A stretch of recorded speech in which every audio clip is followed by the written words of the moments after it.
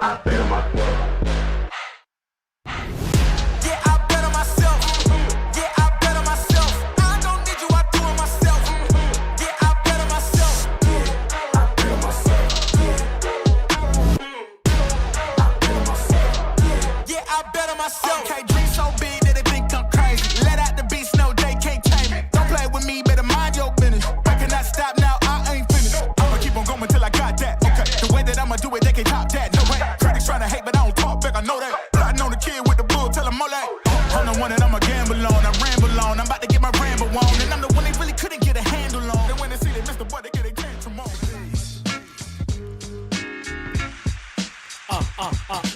What is going on, everybody, and welcome to, I almost want to say, a special episode of the Designated Spittaz, because, ladies and gentlemen, there is trouble in paradise for our New York Yankees. And look, who else to talk about it besides me and Francis? I mean, you know you're going to get the realness over here. We got to tell you the truth of the situation and what is going on. Francis, man, what's going on, brother? How you feeling over there? Yeah, man. Good evening. Good evening. Am I seeing double, or does is your hoodie like two fonts? Yeah, it's double. Yo, I got nervous, bro. I thought I was out. I thought I was about to drop. I was about to say, babe. He's like, damn, we're I was really like, dropping bro, like am I flies in seeing Yankee double? land. Nah. Shit. Yours is coming. We'll talk about that off here. Yours is coming. So Bro, you was about to put me on an IL. nah, we can't have that. Listen, we lose Pete. Pack the season up, okay? Because it's not gonna work. All right. But yeah, man, happy Sunday to the chat. A lot of y'all in here. Well over 300 already. I know there's a lot to talk about. Yeah, but I'm happy. I'm happy to be here to talk about it with you guys, man.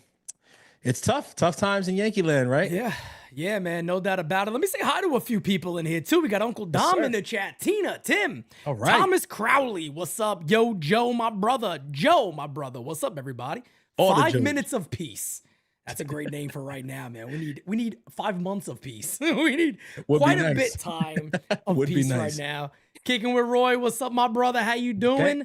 Caleb Castro, Tony Rivera. We got everybody in here. Put it that way. Hey, man, We got everybody here. Guys, by the way, Tony Rivera. you might want to have this episode in 1440p. Listen, I'm too much for this shit, bro. I don't stop. listen. I don't stop. No, on the listen. I 1440s don't and blame shit. you, bro. We putting in the work on the back end. We want them to, experience it the way it's supposed to be experienced. It's like if you go to Universal Studios, right? You don't want to go to a ride with the lights on. You're like, let me get the full experience, baby. Exactly. You want the full peak, Listen. okay? Hey, Ladies yo. and gentlemen, these cameras ain't cheap. The accessories ain't cheap. Pete has continued to buy accessory after accessory to make sure that y'all getting the best experience, man. It's all I want in my life is to make you guys happy. Might have to clip that one. That's a nice little soundbite right there.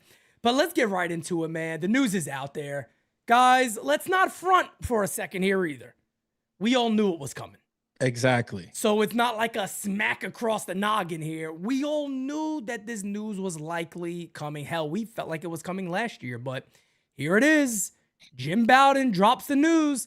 According to a source, Gerrit Cole has been recommended to have Tommy John surgery, but they are waiting for that second opinion to confirm the diagnosis.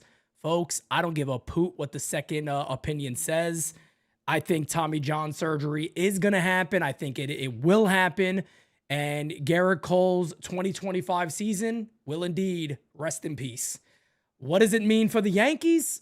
We're going to talk about that. That's what this episode's going to be. Me and Francis are going to break down this starting rotation and what the Yankees are working with right now. But Francis, first initial thoughts. It's almost like a week after last year when we were at spring training and we got the news about Cole. This is about like a week after that, a few days after that. It's almost the same time. It's amazing, like how the timing is like spot on. It's almost a year later, and here we are back in the same position. And I mean, to be honest with you guys in the chat, this is maybe for some people this is a shocker because I see some people on the timeline kind of seem thrown off by it. Ladies and gentlemen, this was the diagnosis last season. Yep. This was the first opinion last season. The first recommendation for Gerrit Cole last season was Tommy John surgery. And what the Yankees and Gerrit Cole and the doctors were able to kind of do is sit back and assess, well, could we go through non-surgical recovery and have a version of him, some version of him for this season? Because if that's on the table, we would like to explore it. Now, you might say, why delay the inevitable? Why push it when you know it's going to happen at some point anyway? Well, last year, the New York Yankees were in a position where if any year was a win now year, it was 2024. So 100%. this is not a situation where, my first reaction is not, it's not a situation where my first reaction is to kill the Yankees doctors, to kill the management in the front office and Gerrit Cole for not getting the surgery last year. That's not my response, because I get why they would try to prolong it last year, because they actually showed urgency. They said, we got Juan Soto in the building. We got Doogie here on a walk year. Glaber's in his walk year. We got Judge. We got Stanton healthy. Like, let's go for it. And if we can have Gerrit Cole, better try to have Gerrit Cole. Looks like this year the situation is vastly different. And I doubt that you're going to get a second opinion that tells you not to go to surgery and put it off again. Yeah, no, we're definitely gonna talk about what is to come, but no, the news obviously didn't shock me one bit. So when the news came, look, it sucked. Obviously, nobody's gonna sit there and be like, we wish it didn't happen, but it happened. And this is what the Yankees are now dealing with. It's crazy because the other day he pitched. A lot of people in the chat like, he's getting hit. I'm like, yeah, but I don't worry about Gerrit Cole getting hit in spring training. I said, look, he's hitting 98. He hit 98 miles an hour. He did. I mean, Cole's velo was all there. Everything you'd want to see from Cole in a second start of spring training, it was all there. And he even came out that game, talked to Meredith Marakovitz afterwards, and was like, just the command was off. Everything else was fine. And I'm like, yeah, man, Cole's ahead. He's well ahead of where he needs to be. This is really good news.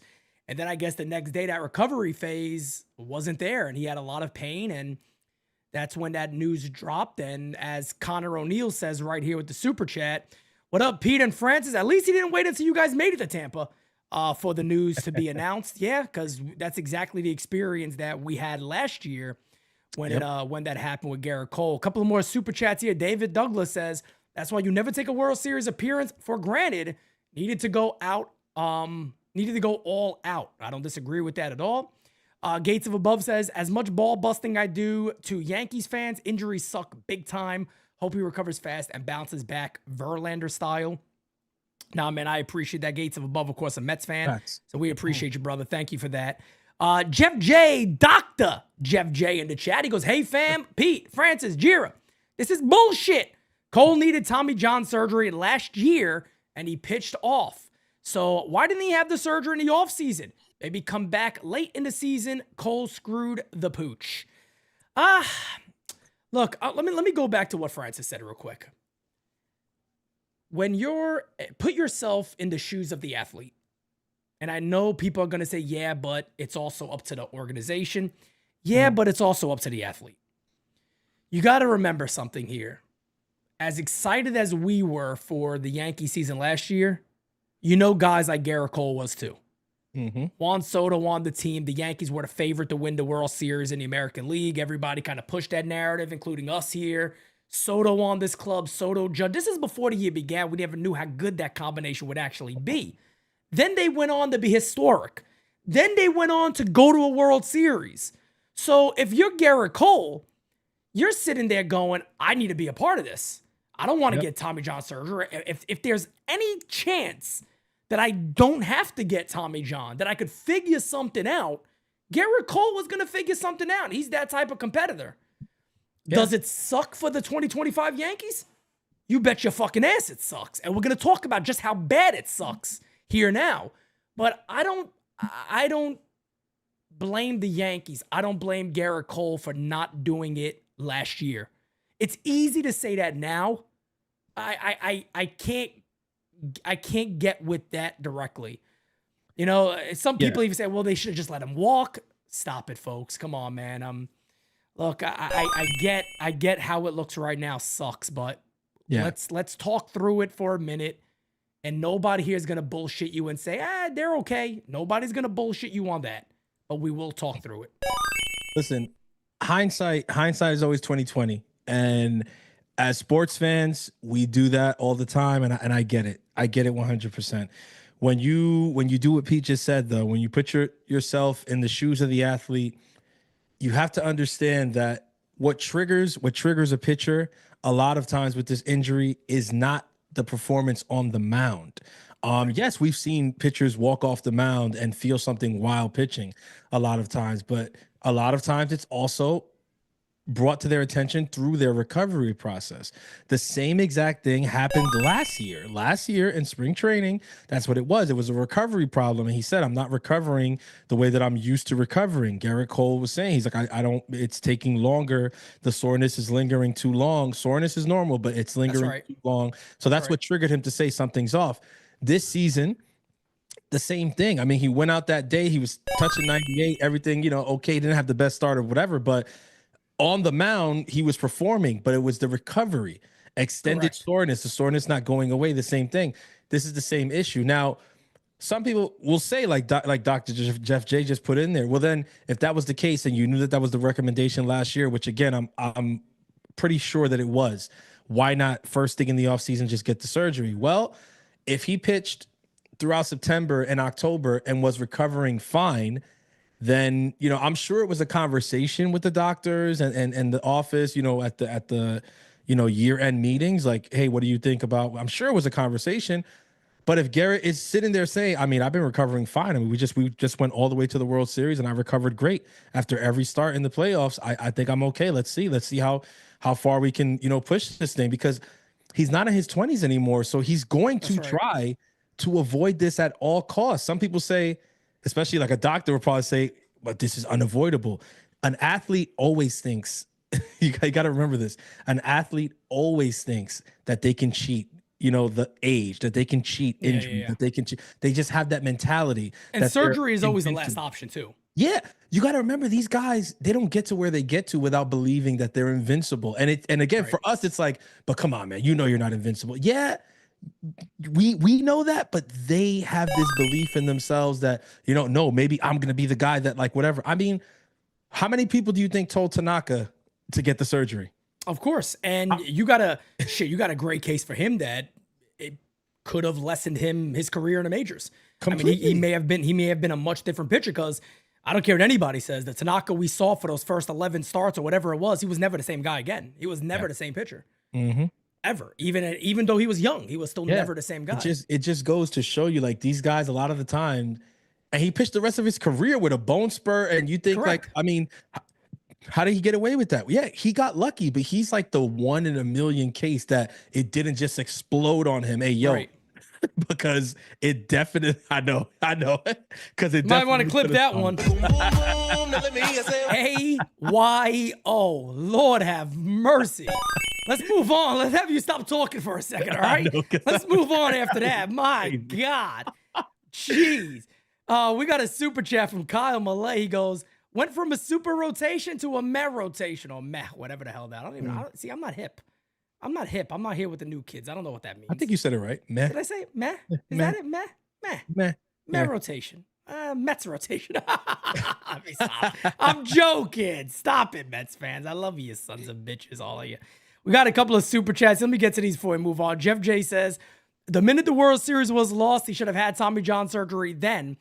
There's a new technique which heals about 6 months faster. Yes, that's the same one that a lot of the other guys have taken. Ohtani, Harper, and Dominguez. Yes, those guys all did the same exact thing, and they could wear the brace if you're a hitter. You could actually keep the brace on for a while to heal even faster. Rod Thompson says, we all knew this would happen, but we have to move on, unfortunately. However, I finally launched my stream, so I'm super excited to share my content with you all. Pete, thank you, bro, for the push. Go Green Grove. Man, oh, man. He loves that Green Grove, man. Tio Hank says, not for nothing, I'm rooting for Dom Smith. Okay, little Dom Smith love. Why the hell not? I'm okay with that. Okay. Bart Simpson says, I'm devastated. Breaking out the broogie tonight. Break out the broogie, brother. I don't blame you. I could be. Sometimes you have to. Hey, that's what it's there for. If I had some right now, I'd be sitting here drinking on it myself. I'll tell you that. Angelo Production says, how's it going, guys? Not so good. Can't sugarcoat this. The Yanks had a chance to win it all last year, but blew it. Now Cole, Heel, Stanton are all out. 2025 Yankees has a dark cloud above us. Thoughts for a pivot? Well, what a job by Angelo Productions, because he leads us right into the big conversation. Yeah. Francis, you know what this reminds me of? Do you remember, what was it? I think it was Carlos Rodon's first year when it felt like we had 4 aces potentially in the rotation. Cole, Rodon, Sevy, and Nestor Cortez. At that time, those are those years back. That's what it really felt like. Yep. And that went to hell. This year, before the season even started, it was before the season started, it's the same thing. It's like a replay of that. This year, oh my God, we're all saying, hey man, look, if you need to be confident about something, look at the team's pitching staff. Forget everything else. Look at what the pitching is looking like. That should keep you excited, to keep you happy. That's it right there. Yep. Now you don't have that no more. Because you go from Gerrit, Fried, Carlos, Heel, Schmidt, or Schmidt-Heel, however you want to go about that. Like, wow. Like, even the number 5 could be a mid-rotation, top rotation type arm. They got that type of stuff. To now, you're looking at Fried, Rodon, maybe Clark Schmidt. Because I'm not overly confident to simply go, oh, 100% Clark Schmidt's going to be there. Yeah. He got the back. They said he's throwing now. They're saying the 6th game of the year, or April 6th, he should be back and all that. And then it's a toss-up. Marcus Stroman, Cookie Carrasco, and Will Warren, who looks different this spring training, but a team that went from a great amount of depth to basically nothing right now is what it's going to be. You can't really plan for this either. So I'm not going to sit here and throw darts at Brian Cashman, because you can't really plan for that. Yeah. But the Yankees can't sit quiet here. What we've lost in terms of pitching is equivalent to like what entire teams' rotations are built on. You talk about losing Gerrit Cole and Louis Heel, like you could build an entire rotation off of those 2 guys, like those being your 1 and 2, and then building around those 2 guys. And we lost them in a rotation, like you said, that was expected to be right up there with any rotation in baseball this year. It's definitely disheartening, man. It doesn't feel good. It feels like shit. I mean, it's exactly like you said. I was thinking the same thing, the same exact time that you brought up. I was thinking about the same thing. I was like, why does it feel like every time the Yankees assemble like this amazing rotation on paper, we never get to see it come to fruition? Just never. The baseball gods just refuse to let us see it actually play out throughout a whole season. It's like we have to struggle with it. We don't even get to see it. We don't even get to opening day. It's like it just doesn't happen. This is the second time in three years that we're going through this again. I mean, it's wild when you think about it. Also, kind of, puts more credence as to what happened with Gerrit Cole happened, the whole opt-out thing. Then you know what? I'm going to pull that opt-out away. It explains why the Yankees had the position that they had and why they were able to finagle that the way they did. Because you got to assume that medicals showed something. You have to 100%. You have to assume that like the Yankees knew and Gerrit Cole knew, like, hey man, this is the situation here. Like, I mean, let's be fair, right? Like let's be fair here. Like, should we really have to add that last year on, knowing that we're likely going to lose a year at some point? This is something that we know and you know, right? Nobody else knows, but we both know this. And I think that's what kind of happened there. Also explains why the move for Fried was done almost immediately after Soto signed with the Mets. It was like, okay, then let's go grab it. Let's go grab this other ace, because Lord knows we're gonna need him. Well, we're gonna start there too. So if you have any more, I definitely want to. No. Let's jump right into it. Let me get to the super chats and we'll keep going, guys. We got over 550 in here. Do me a favor, smack that like button like you never smacked the like button before a day in your life. And also, of course, subscribe to the U. We're pushing 42,500 subs. This year we're passing 50, 60, who the hell knows where we finally end up. But Jeff J also adds, so what are we doing instead? This team can still win. We're going to talk about that, Jeff. We're going to talk about that. And, here at the U, we're gonna keep it completely honest with you guys, and we're going to go starter by starter and talk about it. Ronnie, my brother says, bruh, the entire 5th inning without a mound visit. Ronnie, damn, like we going through enough today, man. You just had to. And wow, big Jeff J has gifted 20 memberships. Thank you for being a friend. Gabagool. Before we move on that, I got to announce this about Jeff J with the memberships. Guys, enter the Discord. Join our Discord server. Yes, You're sir. now Yes, a sir. member. So if you were gifted a membership, download Discord, go to settings and connections on Discord, connect your YouTube, and voila, you have entered the U, damn it. You have entered the U. So let's talk about the first name that you mentioned. The first name out of France's mouth is the right one. That is indeed this man right here, Max Fried, who is now the ace of the New York Yankees. Am I wrong about that? Nope. No, he's the ace. We've just been gifted 5 more memberships from Kyle Malay. Appreciate you, brother. Max Fried signs a deal with the New York Yankees. He is now going to have to be the man for the Yankees. This is a guy that last year threw 174 innings, 3.25 ERA, has a career 3.07 ERA. So we're looking at a pitcher that is very, very good. He's a top of the rotation arm. The Yankees have that. We're gonna try to look at this. At least I am. I told everybody I am choosing my best to be positive this year. I could come on here right now and tell everybody, look, the offense is up in the air. I'm concerned about it. The pitching's up in the air. I'm concerned about it. Get ready for a long year. Buckle up. It's early and a lot of shit could happen. Exactly. Max Fried at the top of your rotation is not a bad thing. No, not at all. And please, as I say this, correct me if I'm wrong. No, not at all. Not The at all. expectation here He's is a Max true Fried. He's a true top of the rotation starter. Yes. Max Fried is also a lefty. That gives him an advantage at Yankee Stadium. Yes. Max Fried is a heavy ground ball pitcher. That gives him an advantage at Yankee Stadium. Especially with the defense we built. Correct. Max Fried has been in these situations before to be the man for Atlanta. Yes. Yes. This is not new to Max Fried. Aaron Boone saying, "You're the guy, Max," is not something that's going to blow this dude away. He's prepared to do that. That is just who Max is. Yes. So at the end of the day, this signing could actually be one of the biggest signings that the Yankees have in ages, if it turns out right.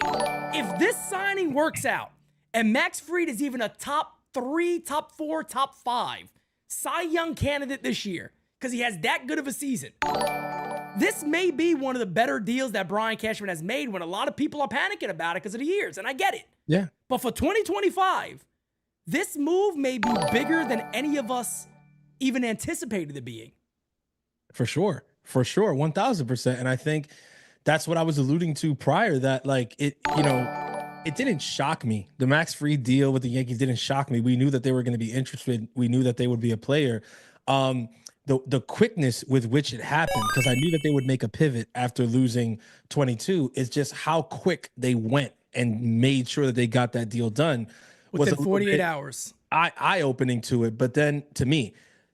But now, as we see what is playing out with Gerrit Cole, it reminds me that, well, they knew this. And the way that they moved in the offseason was they moved as a team that was aware that this was a very strong possibility. And not saying that they were planning for it in 2025, but I'm telling you, the conversation around Gerrit Cole and the way that all went down, it was really weird. And if you remember when it happened, we were all kind of like grasping at straws, trying to figure out, well, what does this mean? Because he opted out and then he had the deadline, and then the deadline comes and he's like, no, I pull back the opt out. Everybody's like, what does that mean? Is it a thing to like they'll renegotiate after if they can get Soto? But like, how's that?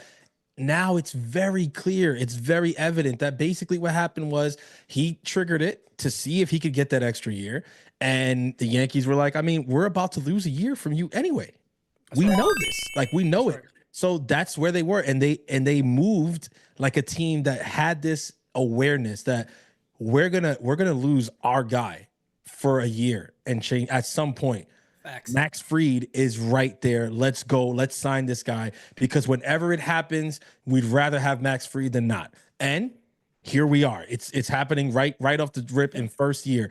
For those people, sucks they have to go into a chip, but of course it does. Of course it does. But I mean, for me, I look at Max Fried and I got to tell you, I am extremely excited to see what this guy can do for the New York Yankees. Extremely excited to see what he does in Yankee Stadium, in the AL East, in the American League. I am extremely excited. I've been following this guy's career since he was a Brave. he's done it. He's pitched a lot of games in New York. He's pitched against us in New York. He's pitched against the Mets a ton of times in New York. This is not an environment that's going to be completely foreign to him at all. So I'm not worried about that. I'm not worried about the stuff. If it's like, oh, is he kind of like fluky? No.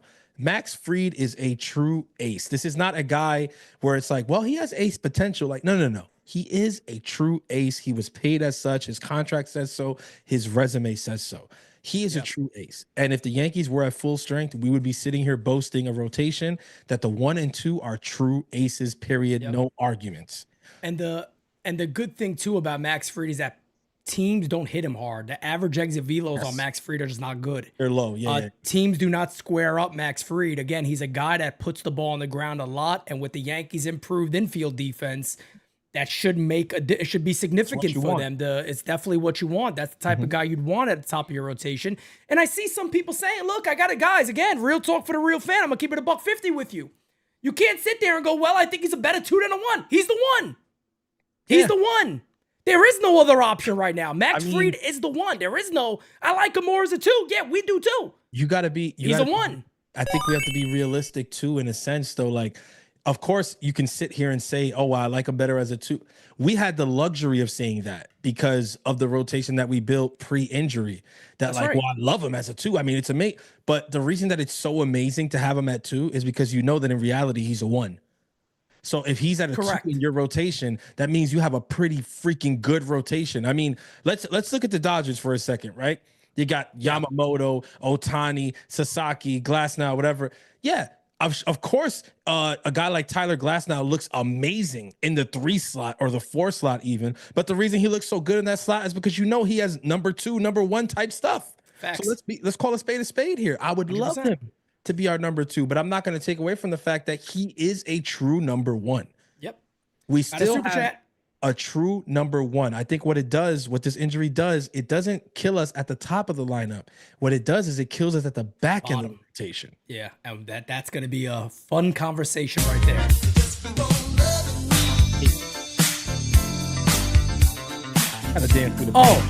Francis, we got to do that thing we planned, remember? Oh, we still got to do that. We're going to work on that. You know what? Yes. We got to have something done before. We got to figure something out before Tampa because we got to get Tampa. Kevin, Yes, you know, yes. That's something for you guys to look out for. You guys got to look out for that. It's coming. Fun stuff. I can't tell you what, but it's fun. Tio Hank again says, when Yankees play Tampa Bay at home this year, who gets the good locker room?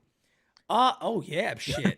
That's funny. Let me tell you, that's the Yankees complex, damn it. But I don't give a poot who we gave that damn stadium to for the time being. That's our damn stadium. Appreciate you, Tio Hank. You the man, brother.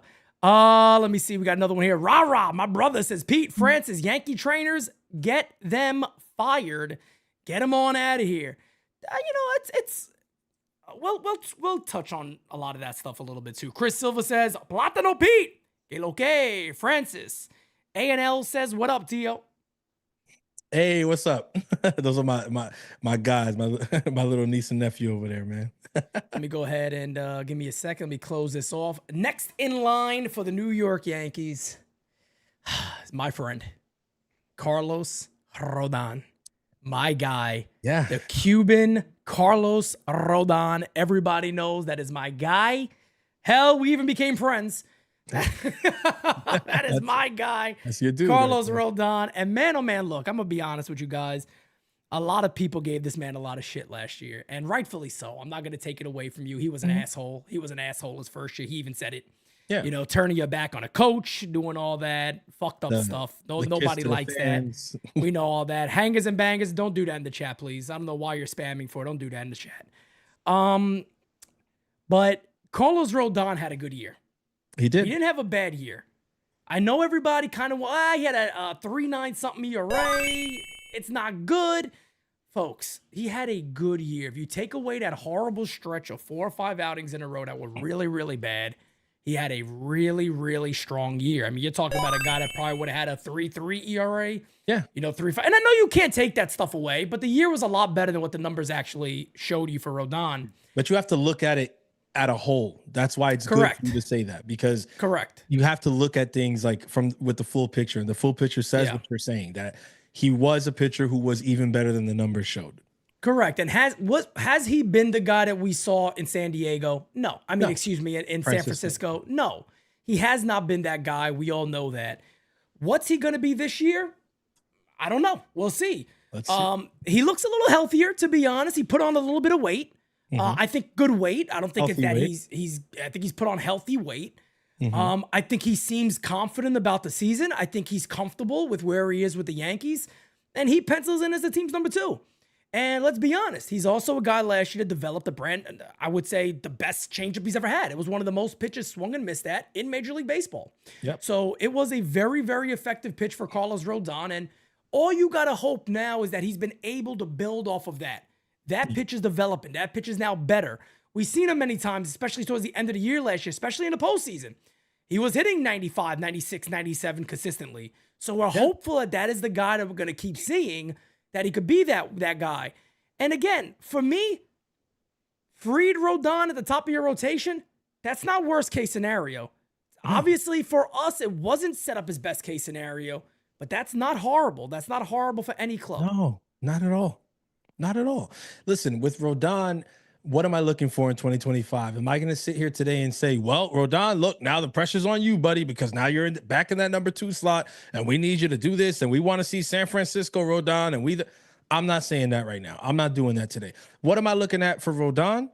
Is almost the opposite. I don't want him to put pressure on himself because of the injury to the rotation. I don't want him to add more to his plate because of what we're looking at. I want him to be himself. I want him to build off of last season. Focus on you. Tunnel vision. Okay, last season was a good bounce back year. Let's make 2025 even better. And if he is able to do that, then he will be worth his weight as a number 2. It's that simple to me. He doesn't need to do too much. Build off of 2024. You had some very good outings in 2024. You had some nice performances in the playoffs. I mean, we go back to the beginning of that Kansas City game. You know, he was really amped up or whatever, but you remember he was electric. He was good. He was, and he was great in the Guardians Cleveland game. Yeah, the Cleveland Guardians series. game He was great. phenomenal. This is a guy who has a lot to build off of when you look at 2024. And it kind of goes by the wayside because there were so many other performances on the team that you kind of focused on more, like what Judge was doing, what he wasn't doing, Gerrit Cole's big heroics in the World Series. There was a lot going on, but I think we'd be remiss to not give Carlos Rodon the credit for the bounce back regular season and then the very, very solid performance in the playoffs. Just build off that. If he's able to do that as our number 2, I think we're good. I think we're good there. At 1 and 2, we're good. Yep, I agree. It's tricky when you start going after that, though. yeah, and that's where we're gonna get to. That's what we're gonna start to get to right now. David Douglas says no Fried on the 29th. No. Let's hope we get Fried on opening day. We still got a lot of spring training to go. Yeah. That's what people got to remember. We're not ready for the season yet. We got a lot of spring training to go. Let's just hope we get Fried on opening day. Also, at this stage, you can't say that for sure, because they've already started to slot pitchers to get ready for the opening of the season. We seen that last year. Yeah, so exactly. Stroman had to take the start because Nestor had to take the start because of the injuries and stuff like that. So, Rocket Man says Michael King is on the trade block. Yeah, and it's gonna take that ain't gonna be we don't have a Juan Soto to trade for him. That's what I'm saying. You ain't giving away peanuts on that one to make that type of deal work. Frank Quotez. Wow, look at these quotes. Here we go. Honestly, now the Yankees without Cole, Heel, Stanton, and a good third baseman, we are not going to the World Series. Not series. Series. 2025, sorry, Pete and Francis, but we are going to have to wait to next year, 2026, to qualify for the World Series. Well, Frank Quotez has already put the RIP on the 2025 year. He said it's done. NYYU, shut shop, go home, rest your voice for 2026, because you ain't going to need that shit this year, all right? But number 3, here's when everybody's going to probably start to agree with that a little bit. Your number 3 starter right now, based off what we know, it's supposed to be Clark Schmidt. Now, the problem is Clark Schmidt has not thrown a pitch in an actual game in spring training yet. Cranky back. cranky back is what he has. And look, everybody knows this, especially in baseball. A bad back is never good because that shit can come back and bite you at any time. At any point. Clark Schmidt, no like warning. Clark Schmidt too. I followed this man's career extremely close. The one knock you could say about Clark is that you never know when it's going to go for him because he has been injured a lot in his career. The Yankees drafted him knowing he needs surgery. Yes, they were correct because the kid did fly through the system. There's no denying that. There's no denying he is a really, really good major league pitcher when he's on the mound. But that's now the question. Is he going to be on the mound? The Yankees are saying, what is it, April 6th or something like that? They kind of have him lined up. They believe Early April. 75 pitches probably have be able to get back and go and be good to go from there. But Francis, I'm not buying it, Francis. I'm not buying it. I'm not buying it until I see him on that mound. I just can't. I can't buy it. Am I going to sit on this show and say he's the number 3? Yeah, I will. I'll say he's the number 3 because that is what we're being told, as Frank quote says. I'm going to use your quotes. We're being told, because anything the Yankees tell you, take it with a grain of salt because we've been there and done that with this club. But that's how it's shaping up to be right now. And a healthy Clark Schmidt, that's a good 1, 2, 3. That's a very good 1, 2, 3. Yeah. But he's the shakiest in the rotation for me right now of actually making starts for this club. Yeah, with Schmidt, we know what it is. It's the health concern. Right now it's the back, but it could very well be something different in a couple months. And that's kind of been the big question mark with Clark Schmidt. Is this guy going to be healthy? You look at this page right here, looking at the Savant. There's enough red for you to be excited about this pitcher. There's some deep red that makes you very excited about this pitcher. What's not quantified on this page is this guy's ability to stay healthy. And I think that's what kind of scares you as a Yankees fan is this guy going to be there though? Is he going to make enough starts? Is he going to pitch 200 innings? Is he gonna, like, these are the questions. And it's like, yeah, as of right now on March 9th, can I say that with any conviction that I know he's going to be that guy? No, I cannot. What is my hope? Well, Francis Lee's hope is that Clark Schmidt is our 3, because if he's not, then yeah, I kind of am inclined to agree with what Frank Cortez just said. If Clark Schmidt is not the 3, then yeah, pack us up, stick a fork in us. It's going to be a very long season. But as of right now, he's been John Brophy footage, by the way. Exactly. Look at that. The great John Brophy with the footage here. Look, as of right now, he's been throwing. He says that he's recovering well, that he feels good. The arm feels good. The back is feeling better. So let's see. Let's see if he is able to join early April like they are projecting. Then let's ride. I can ride with a 1, 2, 3 of Fried, Rodon, and Schmidt. I think that is very, very formidable, and it's a very good 3. Is it a top 3 rotation in baseball like we were saying a couple weeks back? Probably not. But would it shock anybody if somehow they still found a way to be top 5? The Yankees have been a top rotation in baseball with less, and recently. Yep. Yeah. Well, this is, and look, I don't think there's much else to talk about Clark here. You know, Clark needs to be on the mound and needs to be healthy. Yes. Yeah. This is when it gets very, very interesting. This is when it gets really tricky. and by the way, 4, John 5, Brophy, 6. This is the time to talk about this because John Brophy is so right. He goes, typically, you know, when players get injured on the team, goes, injuries have always allowed it to be next man up. Question for the Yankees right now is, who is the next man up? You know, what does that actually look like? What does the pitching depth of the New York Yankees look like as it stands right now? So, number 4, just a few weeks ago, the expectation was this man was going to be moved. He was going to be traded. The Yankees were saying they really can't do anything else until Marcus Stroman is traded. Well, ladies and gentlemen, Marcus Stroman is not traded. He is on the New York Yankees. He is here. If he throws 140 innings, his contract kicks in for next year. And this is where we are right now with Marcus Stroman. Mind you, just the other day, the news broke about Gerrit Cole. And whether it's a coincidence or not, Marcus Stroman posts 2 stories back-to-back of himself smiling as big as you can actually smile. Coincidence? I don't know. Was it? I don't want to be the one to judge it. Did I like the look of it? Hell no. But he's probably the guy. Marcus Stroman is probably the guy. It kind of felt like and again, I want to say something here. I don't think if Marcus Stroman was meaning this to go at anybody, it wasn't to go at the Yankees or Gerrit Cole. Cole. It was to go at the fan base It was that it was wanted one him of those. gone. Yeah. That's who it was to go after. Was to go after the fan base who wanted him gone. Yeah. Look, Marcus Stroman's going to be a heavy ground ball pitcher. We know that. That's who he is. That's when he's at his best. His last outing, he looked better.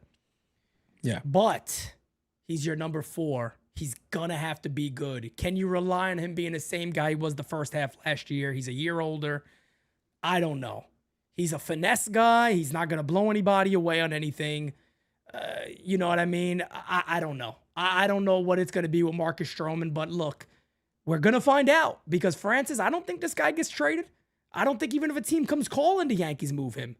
I know, I wouldn't say I'd be against it still, but let me know. Talk to me about Marcus. At this stage now, it's a very tough sell to get rid of Stroman with the way that the rotation looks. Here's why I'm with you on the fact that if somebody does come calling and they're taking a significant amount of that money, I still do it.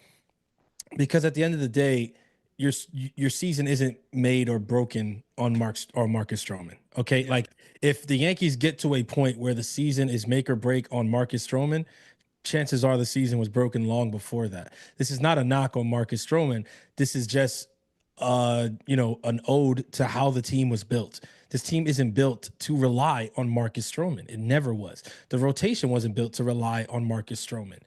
So if a good trade comes up for him and the team that's receiving him is willing to, make that money make enough sense for the Yankees, because like I said, right now, I hate where they are in terms of payroll. That's the pictures you guys are seeing at the big smile on the same day we get the Cole news. I'd still entertain that deal. And people might say, well, how do you do that? Then who do you go with in the rotation? I mean, it becomes a situation where that back end of the rotation is very shaky, super duper shaky, vibrating, if you will. But hey, it is what it is. Look, when you look at this picture, I got to be honest with you. Me and Pete, we spoke about this shit off the air. I've been a guy who defended Marcus since the moment that the signing was made public. By the way, more than anybody I know for a fact. That is, even before the signing was made, when they were talking, when it came out that like he went to Brian Cashman and he wanted to be a Yankee and all that stuff, and people were immediately throwing shots about it, whatever. I was like, let's give it a chance. Let's whatever. But this is the kind of thing here where it's like, what are we doing?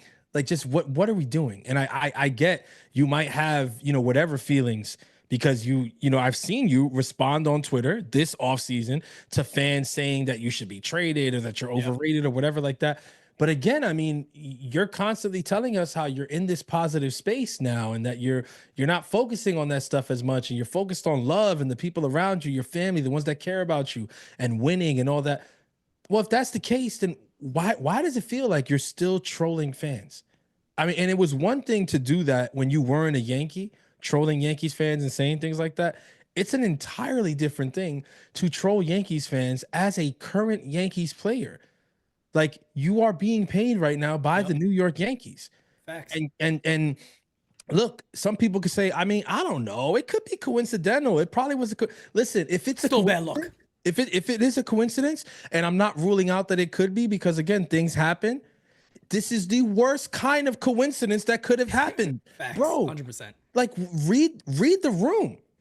Read the room. You could probably say, well, he's not the one posting it. Maybe he has somebody posting. So then fire whoever you have posting on your account, because that day was not the day to post a picture with you with the Cheshire Cat grin while Yankees fans was agonizing over the fact that we're losing our ace. It was also 2 in a row. It wasn't just one. It was one, then another one. It's back to back. Yeah, exactly. It was almost like, in case you missed it, like I'm smart. I'm like having a ball. And I'm not saying that he's supposed to be like his best pig on the farm died. I'm not saying that, but it's like, damn, bro. Like, was that really the moment to post it seemed very, very, very tone deaf. Yeah. And it just seemed like, like, I don't care. Like, I'm gonna get my post off. It is what it is. Like, we smiling, we good, we living over here. Like, everything is good. Nothing can get to me, nothing can mess with me. Positive vibrations, all that. But if he would have posted that with a positive message to the fans, like him Like, smiling, we got this. Like, don't worry, we got yo, this. don't worry, we got this. Stay Yeah, positive, yeah. Yankees fan, some shit like that. It's completely different. But it's just like with everything surrounding him, this entire offseason and the trade rumors and this and Yeah, then that, yeah. and him going at fans and him for you to do that at that moment, it really, I'm sorry, man. I've been defending and defending and defending. I cannot defend it. I wrote to Pete, I said, this is indefensible. Yeah. It's indefensible. And I'm at a point where at this point, bro, like, yes, I was, one of the A1s of your fan club. I can't say that I am right now. Yep. Because I'm a fan first at the end of the day. Yes, we make content. Yes, we're here to talk to the fans and all that shit. I get it. That's what we do. But I'm a fan first, bro. So when I see some shit like that, that shit bothers me. Because why are you trolling us? Like, we already have 29 other fan bases that dedicate themselves to trolling us. We need our own here to do it too? Nah, hell no. Hell no. And here's the thing, too. When Marcus Stroman signed, you could go back to when it happened. I'll tell everybody what I said. I forgive, but I don't forget. And the problem for Marcus Stroman this year is going to be a lot of those receipts are going to come out because he made a comment. And look, I'm still going to be supportive of Marcus Stroman this year because he's on the Yankees. We have to. He's not on the Blue Jays. He's not on the Mets. He's a New York Yankee. So I want him to perform well. But the fact of the matter is the same shit I say about Aaron Boone. You got to remember where you're playing. Marcus should know New York enough that that's not the way you go about your business when you're on the New York Yankees. It's not the way you do. You don't troll fans because at the end of the day, yeah, when you're down and you're bad in New York, we're going to let you hear that you're bad. But that should be more the reason to kick yourself in the ass and be better this year. That should be more the reason, like Francis just said, to have a positive message going. You're gonna get the best of Marcus this year. Yes. You see that smile? That's how high I'm going into the season. Yes. That's the guy you're gonna see this season. That's the Marcus Stroman you're gonna get because the Marcus Stroman of the past, the man who just got hurt. Don't think I forgot that you called him a cheater. Yeah. You said he's the biggest cheater in the game. You agreed with your teammate at the time. Cool, whatever it is. You also, went back on that, say how great of a teacher Gerrit Cole is, and cool, no problem at all. No problem at all. We all understand kind of how you roll with stuff like that. You also said back in the day when the Yankees didn't trade for you that you were better than everybody in October. You would have been pitching in October. Well, the first time you got a chance to do it here, you didn't throw one pitch in October. So if you have stepped up and you have dialed it back and you are being positive about everything, we want to be positive with you. We want to see you pitch to see if you're not going to be traded and perform very well. Yes. Fans are going to troll. They're going to do this shit all the time. Being in New York, being somebody that's familiar with New York, you should understand that. That should be understandable. A lot of Yankees, Aaron Judge, yeah, I'd boo me too. Of course. You don't perform in New York, you're going to hear it. If you don't perform well and you got a larger contract, fans are going to want to see you traded. Hell, everybody, including yourself, thought you were being traded. Let's be honest. But as somebody who speaks for a pretty large portion of this fan base, NYYU's growing like nobody's business. We got a pretty loud voice in this community now. Facts. I'm going to sit here and put myself out there, and I'm going to say at the end of the day, we want to see you perform. We want to see you do good. You only make us better if you do good. But coincidence or not, the smiling shit after that, you also had all the time in the world to go back. Oh, that's not a good look. Let me take that off. That's what I said, right? I was like, why not? If it was a coincidence, right? If it was a true coincidence, why not? Like once you saw, like, oh shit, nah, that could be taken the wrong way. Take that down. Take that down. Or Francis, if you're so big on social media, put a post about Gerrit on there. Yeah, and that's my thing. We're gonna step up. You saw a lot of fans, a lot of players gave quotes immediately when the news came down. I saw Clark Schmidt give a quote. Yep. I think Dreamweaver gave a quote. I think was Freed might have been asked for a quote. I think Los did. Los gave a quote. A lot of guys were asked for quotes and they were there, whatever, like that.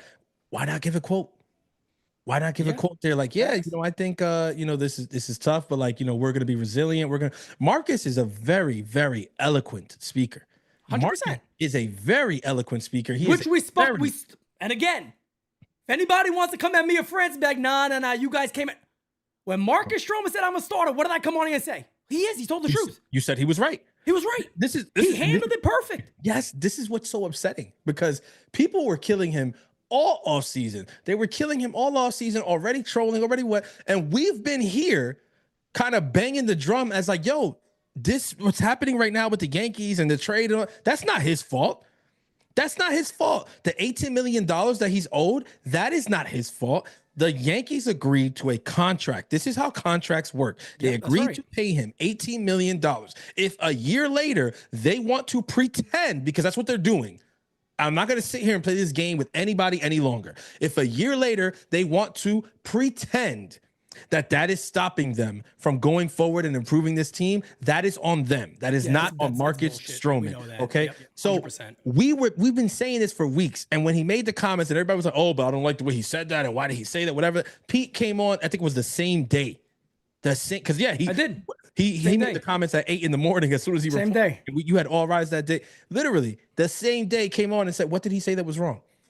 He's not wrong. He is a starter. He's not a bullpen guy. That is not who he is. You didn't pay him to do that. You didn't contract him to do that. So why should he have to do that now?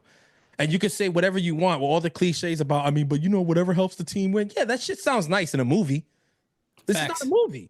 This is reality. This is people's lives, okay? He didn't sign on here to be a bullpen guy. In the postseason, what did he say? That's different. In the best in the playoffs, all bets are off. You just want to get out there and help your team to win. But you didn't sign a contract to be a regular season bullpen guy. They're not paying him $18 million to be a bullpen guy. And France, it's also what I said at the moment. Would you want to see Marcus Stroman come out the bullpen all year? Fuck no. Exactly. Sorry, so that's why I stuck up for Marcus. I'm like, guys, come on now. We could sit there and go, oh, but team first. Guys, stop it. No, you don't want Marcus Stroman throwing a 90-mile-an-hour fastball out of the bullpen. And you don't want that. The issue is that people were ready to jump on him regardless of what he said in that moment. Of course. People were mad because he didn't report to spring training and whatever. He wasn't there hanging out with the guys and taking selfies and whatever. They were like, oh, but he's already in Tampa. Why is he on his own or whatever like that? Listen, guys, you guys don't remember last year before official report day, there was somebody who didn't show up until the day before? Nobody batted an eye. His name was Juan Soto. Yeah. Okay. That's right. Soto showed up a day before the official report day. Now you can make the argument. Which I believe he did with the Mets too. Yeah, he did the same thing with the Mets because he stays in DR as long as he possibly can, and then he comes over here because he knows he's not going back for freaking half the year. But not even half the year, the rest of the year. Yeah, the rest of the year. With Stroman, he waited until the last day that he is contractually obligated by the collective bargaining agreement to show up and report to camp. That's what he did. And he was well within his prerogative to do that. With all the things circulating about him being traded, he's probably sitting there saying, well, if I'm about to be traded, at the end of the day, why even report there? I'm probably going to get traded. That's what they're telling me. So let's just see. It didn't happen. He showed up. He's been there. I supported him through all of that. But this is indefensible. I can't support that because at the end of the day, what NYY Underground is here to do is to be what you just said, the voice for the fans. I love the players. I love the team. But NYYU is not about the players or the team. We are about the fans. We put the fans first. That is why we're growing like it's nobody's freaking business. And we're going to continue to put the fans first. So if you come on here as a player and troll fans and go at the fans, then no, I can't defend that. I can't. Fans are being fans at the end of the day, bro. It is what it is. It comes with New York. It is what it is. I'm sorry. I'm not gonna get mad because there's some trolls in the Yankees fanhood. Okay, there's trolls everywhere, bro. There's always gonna be. That's never gonna change. Trolls everywhere. That's never gonna change. I hate that shit. Pete, they love to make us out to be the worst fan base in all the sports. Oh, Yankees fans, they're the worst. Scum place. They're the worst. They're the worst. Bro, no, we're not. Nowhere near it. Nowhere near it. Yankee fans are, again, I always say this all the time. Yankee fans are just extremely passionate about this club. It's that simple. It comes down to passion. And speaking of passion, you mentioned movies. Doesn't this look like a movie? Look at that. Oh, that's sexy. That is sexy right there, in real time, that looks amazing, actually. Oh, my God. Let me tell you, man. I tell you guys, if you guys do pictures like that on IG, tag us on IG. If you do it on Twitter, tag us on Twitter. We're going to share that shit, man. We're showing people what's up. We always show love to our fan base, so we appreciate you guys.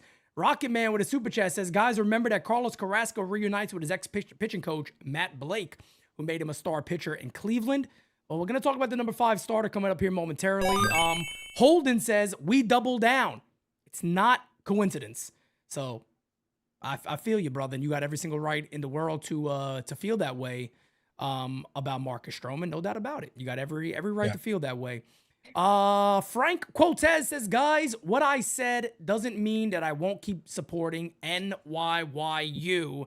Guys, I will keep on supporting NYYU forever.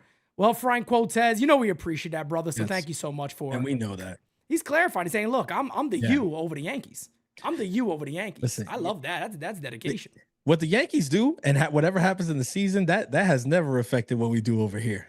Win or lose, Not at all. NYYU wins. Okay, that's what we do. We are in the business of winning for real, and we don't take no L's.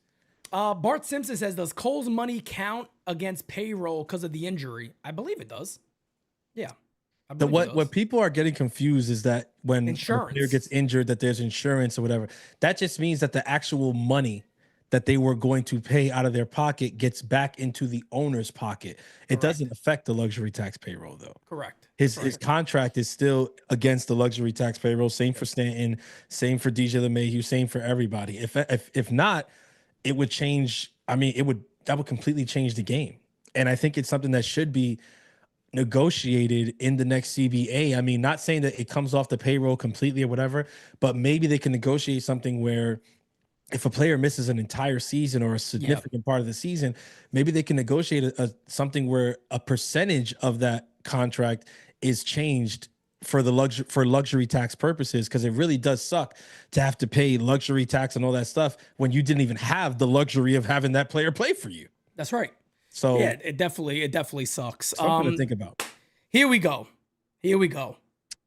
Fifth starter spot for the New York Yankees. Correct me if I'm wrong. Let's start here. You're down to Will Warren and you're down to Cookie Carrasco. Yeah. Those are probably the two guys. Now, both of these gentlemen have also been very, very good in spring training. Carlos Carrasco has been very good in spring training. Will Warren looks like a brand new pitcher. He does. Let me give you guys the pros and the cons here about both of these guys really quickly. Pros on Will Warren. He's young. He looks really, really good, and he looks way better than the guy we saw pitch last year. That's me saying that. I literally was sitting there going, this guy's horrible last year. Like, I don't see nothing. Spring training this year, he just looks different. I think he looks like he's even in better shape. He looks really good. He looks really, really good. He does. That's the pro. The pro is how good he looks. The con is, you kind of don't know at all what you're going to get from him. You don't know what you're going to get. There's also a pro with him, too. The pro with him is he could be sent down. So you do have options to mess around with when it comes to Will Warren. You could say, hey, it's nice to have that depth down there just in case. Carlos Carrasco, the pro, he's a veteran. The pro, he's back with Matt Blake. The pro, as a number 5, it doesn't make me want to rip my hair out my head. Can you find lightning in the bottle? Maybe. The con, he hasn't been too good. Last year, he wasn't good at all. Last year, he almost had a 6 ERA. That is definitely concerning. Here's how I'm leaning. We got to remember that baseball season's a long season. Yeah. Baseball's a long season. How your team looks, I always say this, out of spring training is usually never what it's going to look like come playoff time, come postseason. It's always going to look different. For sure. If it's up to me, Francis, I'm actually leaning Cookie Carrasco to be the number 5. I knew it. Well, the reason why is because Will Warren could be immediately up whenever you need him. Yeah. The Yankees can't really afford to lose a starting pitcher right now. Yeah. They can't really sit there and go, hey, Carlos, sorry to make the club. And he goes, well, I can opt out because Oakland could use me. I'm being told, and they will. I'm being told this team could use me. Mm-hmm. And I could be a 5-starter or whatever at one of these other clubs, and I'll be back in the major leagues. Being here sounded great, but I want to be a major league starter, and they're giving me the opportunity. Yep. That's the reason why I'd go Carlos Carrasco, because look, the Yankees have had magic to find lightning in a bottle with many guys going years and years and years back. I mean, you're looking at Sean Chacon, you're looking at Aaron Small, you're looking at many pitchers that you can look at and go, I never thought this guy would be serviceable for the Yankees, and they ended up being even better. Carlos Carrasco is coming off of a horrible year. The Yankees have very good defense. We know that in the infield. I personally go Carrasco. So my rotation likely to begin the year would be Fried, Rodon, Schmidt if he's healthy, Stroman, and Carlos Carrasco, with Will Warren being in the minor leagues. Leave him down there, let him start, let him build everything up. And then if, God forbid, somebody goes down, something's not good, you got an immediate fix. You bring him right back up and let him do his thing there. Because Francis, other than that, Who's your number 7 starter on this club? I mean, I really don't know. The Yankees don't have depth anymore, and that is something that Brian Cashman will have to address. They're going to have to pick a couple of arms up, I believe. Here's here's the situation. By the way that you kind of prefaced where you were going, I knew where you were going, and I was like, oh damn, because I thought I was going to be the outlier with Cookie as my guy to start as the number 5 guy to begin the season. But we're on the same page, which we tend to be a lot. Cookie's my 5th guy too. It's not a shot or a knock to Will Warren in any. Not at all. The same way that for you, him being young is a pro, it's a pro for me also, but youth can also be as much of a con sometimes. Right. What do I mean by that? Because we always say, let the kids play. Let's get these prospects up here, see what they have. I'm with that 100%. With pitching, it's a little bit different. And you want to make sure that these guys are ready.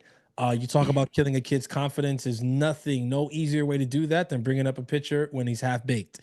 I'm not saying that that's the case with Will Warren. What I'm saying is that we do not know. We do not know.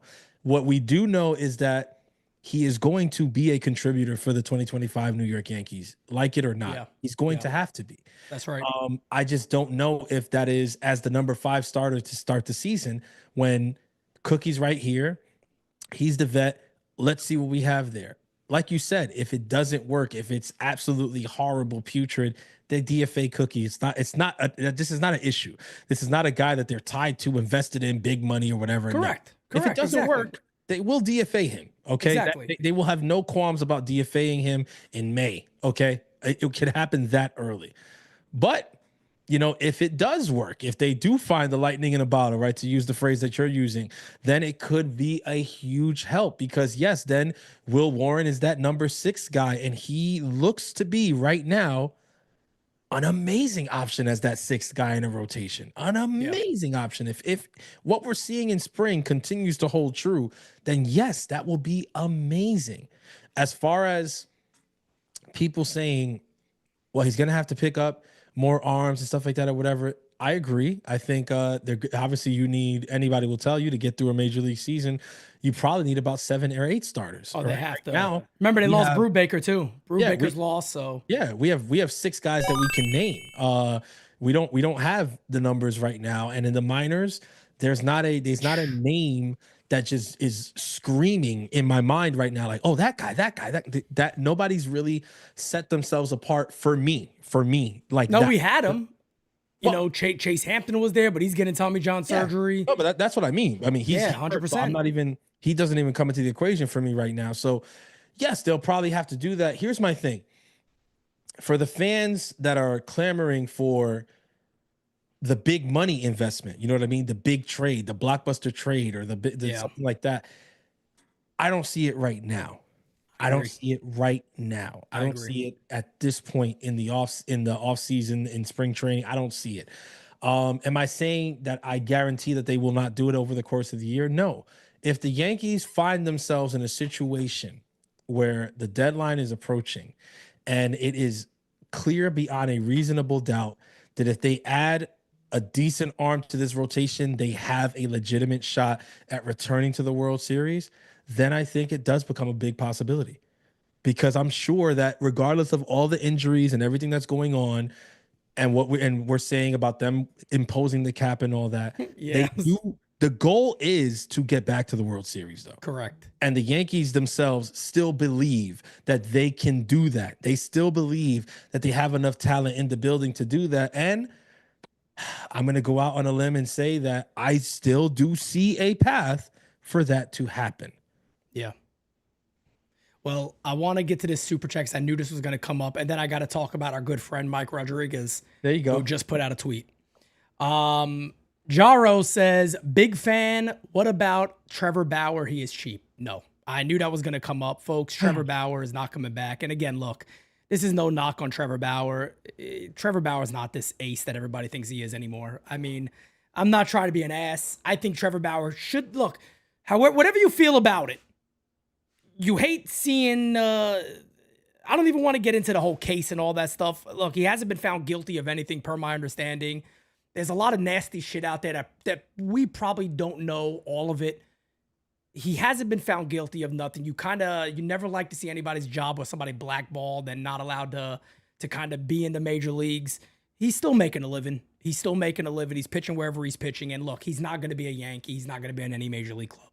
I think that's a fair statement to make. So bringing Trevor Bauer up really does nothing for the situation of the New York Yankees. He's not going to be a Yankee. That's simple. But No. look, let's talk about Mike It's Rodriguez. not worth the squeeze. That's my only thing with Trevor Bauer. The juice is not worth the squeeze at this stage in the game for the New York Yankees. That's my take. Would he sign for league minimum? Yeah, Yeah, 100%. He would come back for league minimum. The Yankees aren't going to do that. Again, folks. is the even league minimum. The reason he would do that is because even he knows for a lot of teams, the juice isn't going to be worth the squeeze. If George Steinbrenner was the owner, they probably would. Oh, George would. He would 100%. take that chance. George would take the chance because George liked controversy as it is. So adding him is going to be headlines, and he liked that. Yeah. With the way the world is today, people aren't as willing to do stuff like that or take a risk. And it's understandable. To me, it's understandable. You may get mad at me for saying that, but to me, it is actually understandable. There's a lot of shit around him. Whatever. Mike Rodriguez put a tweet out that a lot of you are going to go batshit crazy over. I'm going to show it because I just saw it too. Mike is a friend of ours. We have Mike Deportes. We have friends in common. We have friends in common with Mike Deportes, and a lot of these people really like this guy too. We've had our back and forth with Mike. I've called him out many times. Yep. But I'm going to go ahead and share this on the screen with you guys. This is what Mike just tweeted. That's a little big deal. Let me see if I can move this back a little bit. No, I can't. All right. So I'll take it off the screen and read it to you guys.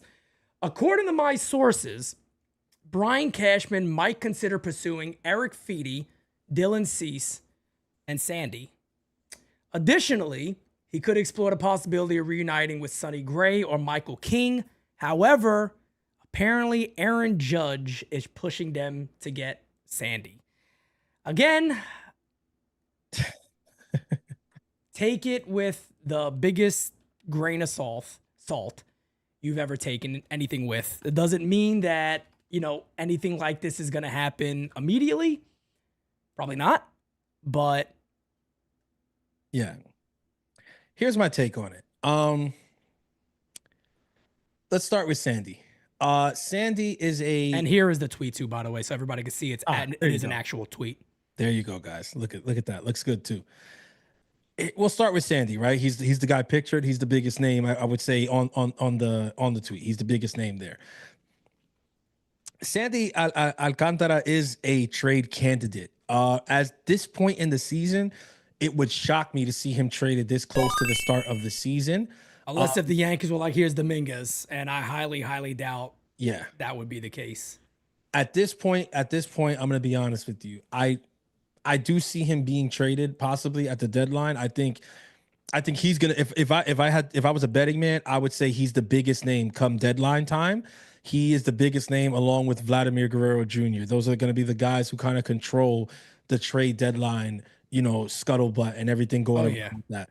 It's going to be a big deadline. It could be a very, very big deadline. I think it's going to be big. And I do really think that Sandy is the guy that gets moved. Here's why I don't know that that's the Yankees at this point. What it would take to get a Sandy is wild. And here's the thing with Sandy that is I'm laughing because it's like, yes, I mean, on paper it sounds amazing. Like, oh man, you imagine you add Sandy to this rotation. I mean, look at the rotation you'd have next year, whatever. Okay. Sandy is also coming back from injury. So you would be trading a lot of capital, prospect capital, that is very, very low at this point in the Yankee system. The kind of capital that it would take to make a deal like that is low right now in our system. You'd be trading that for a guy who is coming back from injury, and you do not know exactly what you're going to get from him. And he could, knock on wood, this does not happen. I'm hoping that he bounces back, but he could have a difficult season. It's very possible. So it doesn't make sense for the Yankees to invest that much capital and take that kind of risk right now, because it would take a lot. That's not a Dominguez. First of all, that's not just a Jason Dominguez deal. No, it's a Lombard. It's multiple top prospects. It's a lot. You're talking about that's probably a Spencer Jones, Dominguez, Lombard Jr. That's a lot. That's it's a major ask. It's a major ask. It's a major haul that they're going to want back. Yeah. And then you kind of put yourself in another position there, because okay, you trade Dominguez. Who's playing left? What are you going to do? You're going to go sign Doogie? No, I mean you can't. I mean, You're and gonna, that's and what that's you gonna say? Oh, we're gonna roll yeah. with Brent Grisham all season. And they're not. And the one thing we know about Brian Cashman, he's not gonna make a drastic move like that out of nowhere. Now, Knee jerk out of the reaction. That's names, not him. the names he mentioned, Francis, the only one that I could, Eric Feedy, I could kind of see potentially if you're going to give a couple of prospects up, which wouldn't be a bad option at all, by the way. He No. pitched much better. Yeah. And honestly, I don't think they would do this just because they knew it wasn't a fit. But Brian Cashman has done this before, bringing guys back that just didn't work. Sonny Gray. Sonny Gray, I could see them doing easily because money's Yeah. involved. If the Yankees are sitting back going, hey, look, we are in this position. I didn't want to add, but if all my baseball people are saying we better do something because this is not looking good, and we're going to add, that's probably the easiest deal to make out of all those guys. Here's the thing, though. If you're the Yankees, I'm gonna put you on the spot with this because we're normally Please, go not ahead. these guys, right? But I know where I lean on it. I want to see where you lean on it. If you're the Yankees, right, and you're having that conversation, Brian Cashman, Hal Steinbrenner, like, okay, look at the situation we're going through. Hal, we might have to add money to it. We might have to do it. We might have to take that L and not do what we plan to do. Do you make that decision right now, or do you wait to see what the team looks like and make that decision at the deadline? I wait. Exactly. Baseball's too long of a season. As That's much that's as what- all of that's us what I do want, too. as much as everybody wants the sexy option, a lot of these things are knee-jerk reactions. You don't want to necessarily do that. Because Now, what if you start the season, right? And again, your problems are even look, bigger than the rotation. What if the offense doesn't- craziest scenario that could ever happen somehow? And folks, this is so fucking off the ledge. I don't even want to say it because there's so much money involved. If somehow the Cardinals say, hey, look, we'll pay down the majority of Nolan's contract, but you got to take Sonny's and we'll take 2 prospects back. I mean, then you've kind of woke everybody back up to being like, oh shit, well, feeling kind of sexy again. But that is, from where the Yankee stand is right now, their standpoint is, I don't think they really like either one of those players from what we've seen. I don't think they're high on Nolan, and I gotta assume that they're probably not high on Sonny Gray, even though Cashman has done this shit before, so it wouldn't shock me. But Sonny Gray is $25 million this year, $30 million next year, then you could opt him out. That's a big investment, and to go along with Nolan also, that's tough. I'm just trying to figure out a way where it's like the easiest deal, but you It's take a all money. lot. I mean, That's and a lot to go along, and I highly doubt the Yankees would even consider doing that. that's the thing. It's like when you really start to get down to it, it's like, okay, you're the Yankees and you're exploring options. Your options are just ridiculously thin, ridiculously limited because you're in a position where you do not want to add salary, but Correct. you have low prospect capital. So to make deals where you're not adding a ton of salary, it costs you prospect capital. That's normally how those deals are made. The Yankees have not showed a willingness to be to trade a Spencer Jones, to trade a George Lombard Jr. That's not where they are right now. They never would. They never would. And I have to, and I'm sorry, but I have to agree. I don't think that the response to the injuries of this, spring training preseason, I don't think the response to that is gutting the farm system. I'm not on board with that. I know that as fans, a lot of times we have that, reaction, but it's like, no, but we're gonna suck, man. We got to get somebody. We got to whatever. I get it, and yes, it's true. George Lombard Jr. is probably not going to affect. He's not going to play a role on the 2025 New York Yankees. Spencer Jones is likely not going to play a role on the 2025 New York Yankees. I get it, but I don't think the answer to this problem that we're dealing with right now, this one season, is mortgaging our entire future. Like, even if you were to fix, because here's the thing, Pete, if you add a good arm in the rotation, does that immediately make us World Series contenders again? No. It makes us better. It makes us better into the season. Yeah, but it doesn't guarantee you anything. No, of course not. Of course not. So because I think we both agree. I think the deadline is, again, this year is going to set the difference for a lot of clubs. Yes. And the question, again, lingers, will the Yankees sit out? Or will the Yankees add money? Because what we're hearing from some people is that, as Heyman famously said, they're out of loot. So who knows? But if we are gonna buy into a little bit of what Mike Deportes is saying here, Eric Feedy is the best option by far. And let me explain to you why. Makes the most sense. Yeah. He's owed $7.5 million this year and he's a free agent. Mm-hmm. And the guy's coming off of a phenomenal year. I mean, so he's not going to be given away, but 177 innings, a 3.3 ERA. Yeah. So he was a very, very good pitcher for the White Sox last year. And it is the White Sox. Yeah.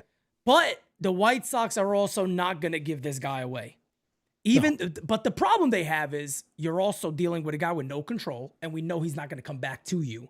So as Brian Cashman, you do have a bit of room to say, look, we'll make a deal. We'll try to fill out your roster a little bit. Maybe it's one of those deals where it's quantity over full quality, and you don't get a top prospect, but maybe you get a Peraza, a Everson Pereira, and a couple of other names that could balance out the White Sox roster a bit with their young hitters coming up. Maybe it's something they would possibly consider. I don't think the Yankees are in a great position, to be honest, to make a deal for anybody. Guys that can impact right now, I think. So here's the thing: if you called Chicago and their first response is like, okay, we'd be willing to do something that includes maybe Peraza, Pereira, but like we need an Arias in there. What do you say? I ain't dealing with Arias. It's tough. It's tough. I ain't dealing with Rodon. Hey, bro, I'm telling you right now. These are the tough questions. And again, as fans, sometimes we immediately jump. I think I deal Spencer before Roderick, to be honest. Hey, listen, to be honest with you, I don't even, and I'm not the highest guy on Spencer Jones, but I don't even know if I would do that. I just feel like. No, I wouldn't. Yeah. For Feedy, no. I get what you're saying. Like, it's like if it was between those two, it's like you'd rather. Yeah, I get that. But I'm like, I don't know that the answer right now is trading a Roger Arias, trading a George Lombard Jr. I don't think it is. I agree with you. I don't think it is. I don't think that that's the answer. I think that if there is a way, if there is a path to getting a deal done with an Everson Pereira and an Oswald Peraza and getting a guy like that back, then you 1000% explore that avenue. If anybody can do a deal like that, it is Brian Cashman. He's done it before. He has done it before. So I mean, we praised him for the way that the Cody Bellinger deal went down. That was perfect. It was masterful.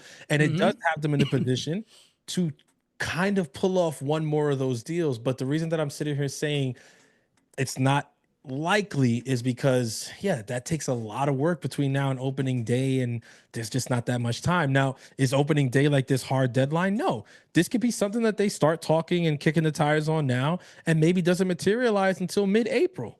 Yeah, you never know. At this point, there's no rush like to do it. This is not the start of the playoffs. This is the start of the season. Yep. Maybe it is something. For all we know, Deportes is onto something, and it's something that they're kicking around and talking about. Possibly, let's see what I could see them doing something like that. Also, I agree with you. If they made a deal now, he would make the most sense. Feed would make, to me, Feed, however you say it, pronounce it. He does make the most sense for a deal right now. But I'm gonna stick to just my guns on the whole thing, that if it does come to adding significant salary or anything like that, it's probably not happening until the deadline where they know I agree. whether or not the 2025 Yankees are worth it. And when it comes to that, bro, that's kind of in the players' hands right now then. Yeah, it's going to be. It's good. That's why I said it's a marathon of a season. We know that. A lot of stuff could be looking down right now. We don't know what it's going to look like when the season begins. Couple of super chats to get to here. We got Frank Quotez again, says, guys, is there still a chance that we can sign a good pitcher? There's really nobody available, when it comes to the market, but what you would mean there is obviously trade.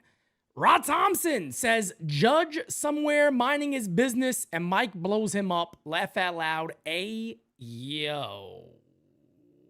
That's just going to be. Yo. I didn't say it, by the way. That was Rod Thompson. And the whole thing about Aaron Judge is pushing for this guy or that guy, that's not going anywhere anytime soon. Nope. People are going to run with that narrative. Do I believe that Aaron Judge is pushing for? We didn't get to that. Do I believe that Aaron Judge is? I almost disregard it because I'm like, it's so ridiculous at points. I'm like, it's not a disrespect to Sandy and it's not a disrespect to Judge. I just don't see it. I don't see Aaron Judge in Boone's office or with calling Brian saying, "Hey Brian, we need to get Sandy." Like I don't see. Here's me. You ready? Oh, Judge is calling me. What's up? Yeah, Aaron, what's up? All right, yeah, have a good day. I'll talk to you later. And if anything, I said the wrong two names. He would be calling Hal directly. This wouldn't be a conversation. He wouldn't even call Brian on that. Like, because Hal. that's how. Hey, Aaron, how you doing? What's going on, Aaron? No, I was just thinking. Yeah, all right. Have a good day. Oh, okay. I mean, come on now. You know, we're talking about when you call the GM up and you go, hey, look, go get me Sandy. Yeah, with who? You want to make the call? How about you make the call? You find out what the deal is and get back to me. How about we do that? Hit a fastball, would you? Go hit 60 homers this year for us. We need you. Come on now. Hey, I need you to get Sandy. Yeah. Let me go get let me go get Paul Skeens also while I'm at it. We'll do that also. Sandy. Lord have mercy, like it's that friggin' easy. Richie Covers, welcome to the U, brother. Thank you for being a friend. Let me tell you something real quick. We got 26 new members today. I need some of you to join that Discord server with us. And smack that damn like. Smack that like button. We got 600 and hit a whole damn show. Smack that like button. Hit that damn subby. You guys know where you are. You're at the U, baby. Speaking of the U, if you want to represent in style and you want to look good, do we got something for you? Oh my God. Check it out. Check it out. Oh, we got jerseys now at the U and they're selling like hotcakes fresh out Booney's oven. Oh, look at these, folks. There's nothing like them. There's also nothing like the U. So get your jerseys today. Look at the back of these. Hey, yo. Whatever number you guys want. Whatever number you want, name in the back, whatever you want. Fully customizable, man. You got it, baby. And he's right. Fully customizable, meaning you hit me up on email, nyyunderground@yahoo.com. They are $85 each. That is free shipping. Folks, all you got to do is say, Pete, here's what I'm looking to customize on it. I got you. Don't worry. I haven't said no to one person yet about what they want customized. Haven't said no yet. They didn't need to. So again, they are legitimate. I feel like the entire Discord almost has them already. So I appreciate you guys, man. So make sure you get your jerseys, represent in style for NYYU. And we are ready to rock. And we are ready to friggin' roll. Oh, yeah. And as my good friend Darius Glover just said, it's also incredibly difficult to make a big deal right now in spring training because teams are conducting their rosters. They're doing what they got to do. It's very, very hard. It's very, very hard. So, that's why I say it's a really, really tough sell for anybody. That's why even if these are conversations that they're entertaining, I don't see anything until at the earliest, like mid-April. It's going to take so much time. The season is going to get underway. A lot of things are still up in the air for all 30 teams right now. They kind of need the dust to settle for them to really even assess what they can and cannot do. And that includes the Yankees. Yeah, man. And that's where it is right now. So, you know, the Yankees rotation, folks, we're not going to bullshit you. We're not going to lie to you. Hell, that beautiful graphic that I made this year about the beautiful 5 starters the Yankees had, guess what I did today? It's been deleted. It is gone. Because I'm not going to utilize it. There's no point.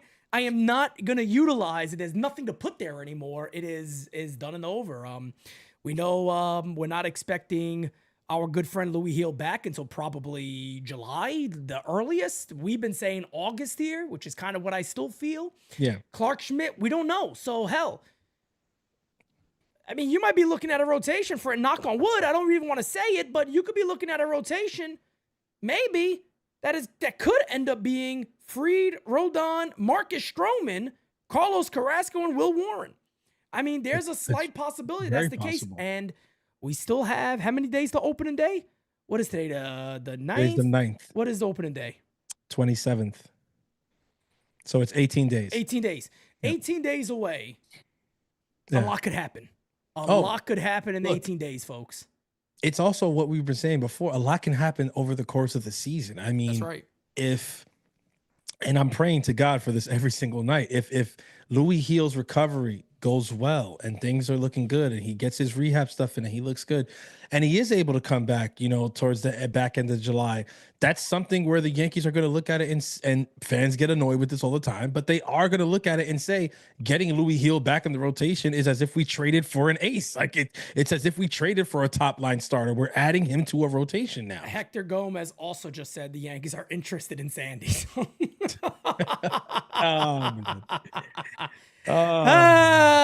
Sandy, come on out, Sandy. Listen, guys, we have to do what we do. We can't lie to you. All right, this is the Abraham Lincoln channel. We cannot tell a lie.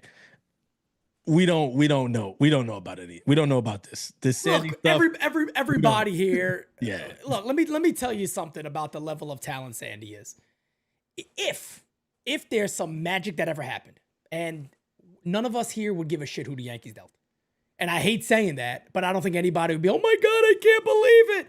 As much as we love those guys, if you were to somehow add Sandy out of nowhere before the season begins, that's MLB to show shit. It's MLB to show shit. And look, if they do add him, I'm going to come on and be like, they did it. I can't fucking believe it. World Series back on, motherfucker. World Series back on, it would feel like. But listen, and the dude's throwing 99 right now. But don't get your hopes up at all, folks. Don't do that. Tough sell. This is a former Cy Young winner. This is a young pitcher, still young. Yes, again, there's the injury stuff and the health history. We get it, but I mean, when you talk about blockbuster moves, that's as blockbuster as it gets. A Sandy to the Bronx would be absolutely, positively electric. Yep. But I just want to temper our fan base's, expectations, because I think of course a little bit, you know what I mean? Like it looks like it's gonna be a long week, is what I'm seeing. Yeah, gonna be a long week. And look, Rachel Bakovic is over there with the Marlins, it's not like she doesn't know our system very well. She does. But again, folks, we're very familiar with Marlins. Look, if the Jazz trade just happened last year, like of course, and at the end of the day, like come on, like we're gonna keep it 150 with you guys as we always do. Even if the Yankees were to simply say, which in no way in hell is Brian Cashman ever willing to do this, because he's not that type of GM. He's not Dave Dombrowski, maybe. If Dave Dombrowski was here, you may have a chance that he'd be like, I'm going to sell the farm now. Like, we have to. To Dave Dombrowski, if he was the GM, I'd be like, it could be possible. Like, you could see everybody dealt and the Yankees figure out the offense and they just get another pitcher here. Brian Cashman isn't going to sit there and go pick from these four guys and everybody in the system's available. Then you could have a deal. But we know that that's not going to be the case and that's not going to happen. They wouldn't do that. Lombard, of course, is like the next golden boy for the Yankees. They're probably feeling like with a big year this year, he could be 2026 ready.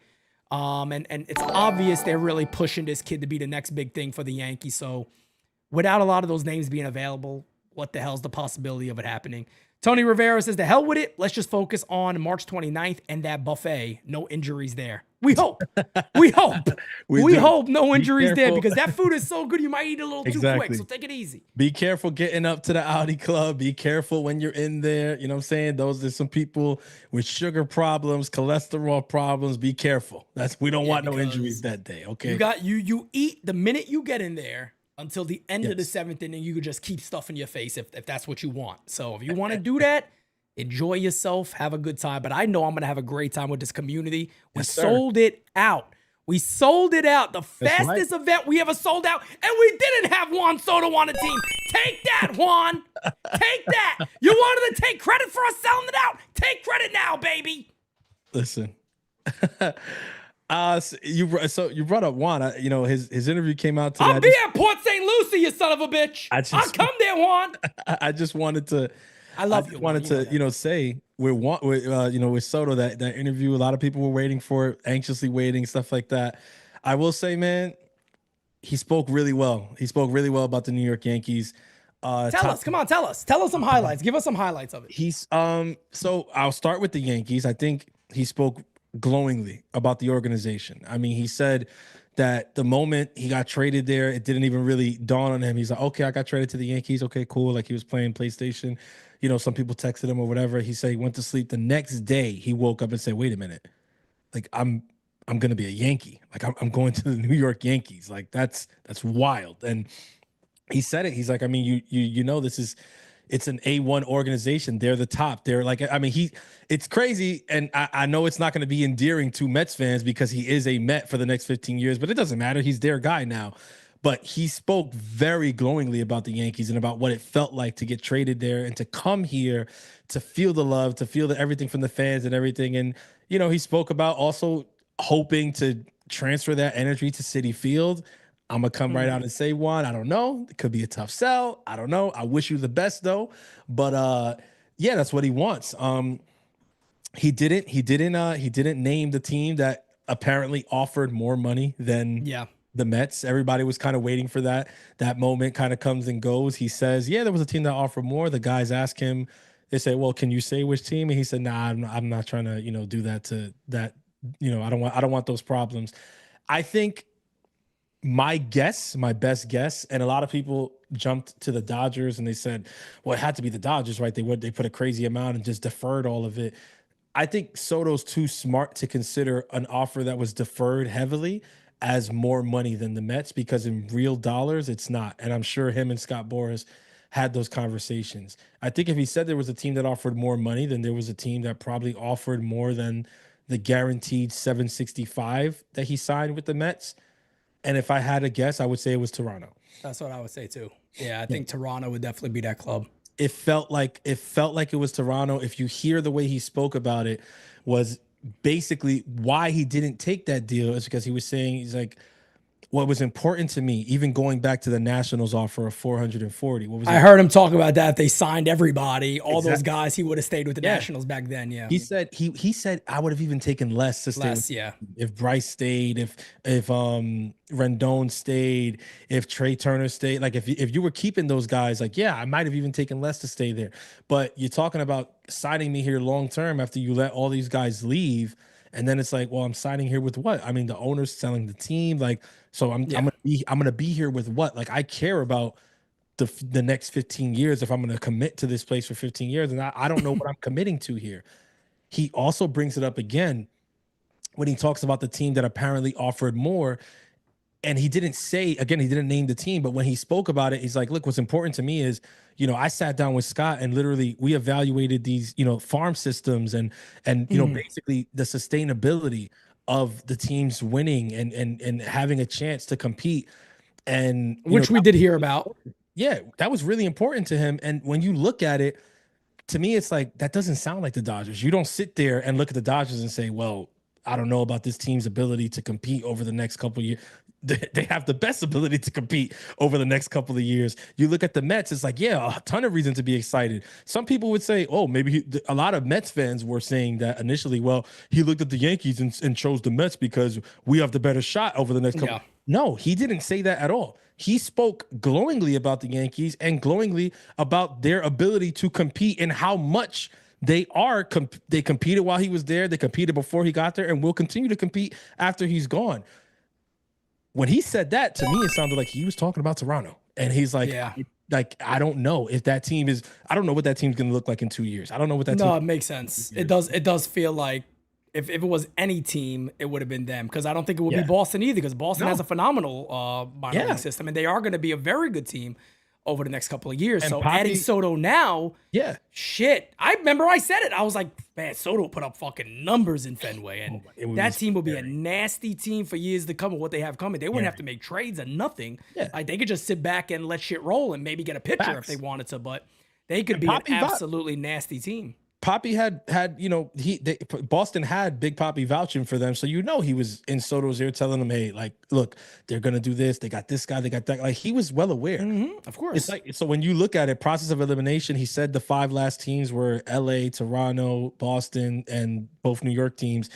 Process of elimination gets you down to Toronto. It had to be Toronto. And again, Toronto probably it's not more than 800 million. So some people are saying, who the hell offered more than 805? When he says somebody that offered more, he's speaking about the guarantee. And the guarantee that he signed was 765 guaranteed. All right. That guarantee, somebody offered more than that. That could have been, okay, 765. They could have offered 770. Yeah, of course. Guaranteed money. To me, it sounds a hell of a. I mean, if they went to 700 for Otani, why not? Why not a year later say, all right, well, we can go to 770 for Juan Soto. To me, it sounded like it was Toronto, but again, oh, the only other thing I wanted to mention, which was another highlight, he spoke amazing about Aaron Judge. I mean, he spoke, he waxed poetic about Aaron Judge. Pete. He seems like he loves Aaron Judge. Honestly, he said that he's the best. He said he's the best. And he repeated it like 3 times. He's el mejor, el mejor, el mejor, el mejor. Aaron Judge is the best. He's like, I'm telling you, he said, and that's why he's the captain. Because it's not just about what he does on the field, it's about everything he does.